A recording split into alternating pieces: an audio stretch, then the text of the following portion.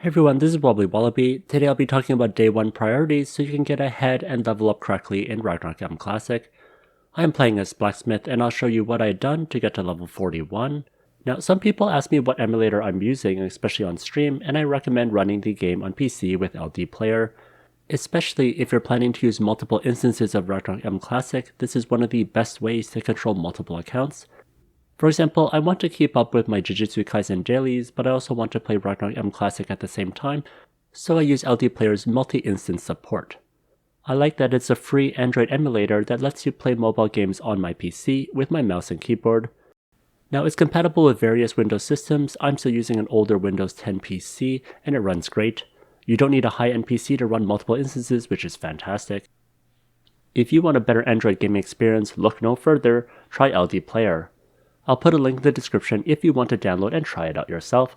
Thanks to LD Player for sponsoring this video. Here are 12 tips to help you get ahead starting from day 1. Tip 1 is claim your redeem codes. In the Ragnarok M Classic official Discord channel, codes were put in the giveaways channel. Be sure to monitor that, especially for new codes. These are free goodies that you should definitely claim, and most importantly, they give guild player cards. To put the codes in, click on More, then Settings, then scroll down to redeem for rewards and enter in each one. You'll get them in your mailbox afterwards. Tip 2. The main storyline will help you level up quickly. Make sure you do them. You get a lot of base XP from the main quest, so make sure you follow that as much as possible on day 1. On stream, I spent time leveling up to 20 from Rockers because I was hoping I could get the cards, but you can avoid this by going through the story, which will take you maybe about 30 minutes. Ideally, you want to get to level 20 as soon as possible. For tip number 3, solo the instances to save you time. Although you can do this with a party, unfortunately you won't be able to raid it out afterwards, and raiding out saves you a ton of time. Doing it solo is better so you can raid it out quickly instead of spending 6 or more times doing it manually. Tip number 4, unlock the mercenary cats. That helps you with soloing content and doing mini or MVP hunting on day 1. Tip number 5, get to adventure level 5 so you can unlock scout. Then purchase your adventure skills from the adventure skill NPC at the top of Frontera. One of the most important skills is stay alert, which lets you attack without moving. This is important for GVG and PvE to avoid running away. But you can purchase all of them, it's not that expensive. Tip number 6, take photos whenever you see the indicators. Taking photos can boost your adventure level, and you'll need plenty of these later on. If you come upon them, just do it, so you won't have to come back later on these maps to do them. Tip number 7, get pets. You'll need lots of pets, so claim your free res pet from Obin, which you'll get from logging in. You'll be using her on all your instances. And then on day 1, I also did the pet quest, which teaches you how to get a pouring.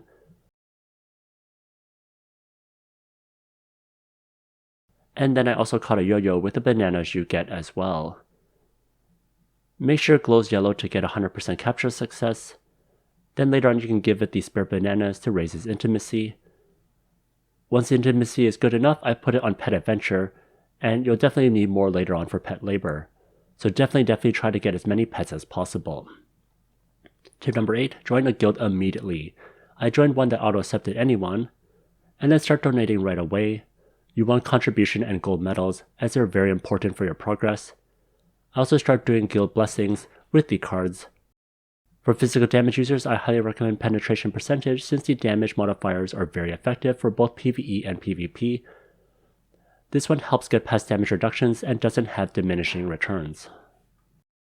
Next, for tip number 9, start farming Minoras in offline battle on day 1.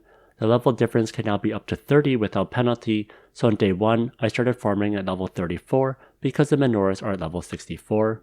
The Minoras cards are extremely rare and are a must-have for physical damage users, so even if you don't need to use them yourself, you can still put them on the exchange. When I stopped the stream, I put my character on offline farming in Pyramid 2F to farm for Minoras to finish up all my combat kill count. The fastest way to get there is to go to the MVP list, then choose Osiris because he's in Pyramid 2F. Your character will automatically go there.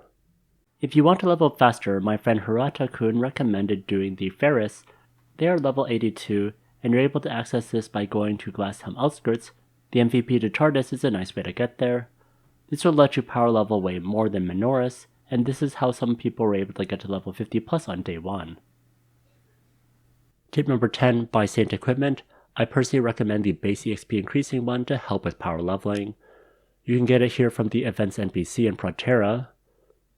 The higher base level you are, the higher instances you'll be able to do, and then when you do those, you'll get a ton of both job and base EXP whenever you complete them. The higher level you are in both job and base EXP, the more combat kill count you'll eventually have. In the end, you'll be able to get up to 10,000 per day. Tip number 11, start as Blacksmith. You can multi-class later on for Zenny. This way, you'll immediately get the benefits of fundraising that will give you 20% more Zenny when you kill things. So in auto battle, I just have play dead and card attack, and let the farming efficiency be good on day 1. I plan to multi-class the Rune Knight in the future, but for now I want the Zenny advantage of Blacksmith. And finally, tip number 12, are you missing a lot? That may be due to your lack of hit. For physical users, you can invest in dex to increase your hit. I did that so I would stop missing my targets. You can also take a picture of your targets so you can see how much flee they have. For example, here for Minoris, they have 47 flee, so make sure you have at least 47 hit in order to make sure you don't miss it. Well, that's it for my tips. I hope you have fun playing Ragnarok M Classic. If you enjoyed this video, please like, comment, and subscribe.